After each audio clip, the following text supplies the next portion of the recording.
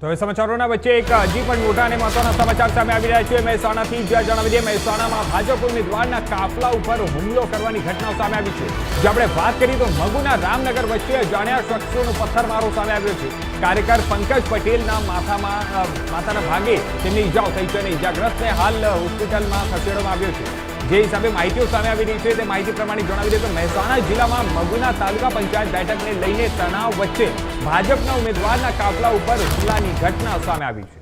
મગુના અને રામનગર વચ્ચે અજાણ્યા શખ્સોએ કાફલા ઉપર પથ્થરમારો કર્યો હતો અને જેના કારણે વિસ્તારમાં અફરાતફરી મચી ગઈ હતી।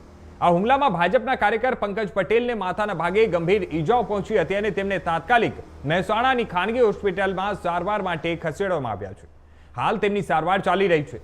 મગુના તાલુકા પંચાયત બેઠકમાં ઉમેદવારીને જે લઈને અગાઉથી જ વિવાદ ચાલી રહ્યો હતો અને આ જ તણાવ વચ્ચે પ્રચાર માટે ગયેલા ઉમેદવાર નરેશ પટેલના કાફલા ઉપર હુમલો કરવામાં આવ્યો હોવાનું સામે આવ્યું છે।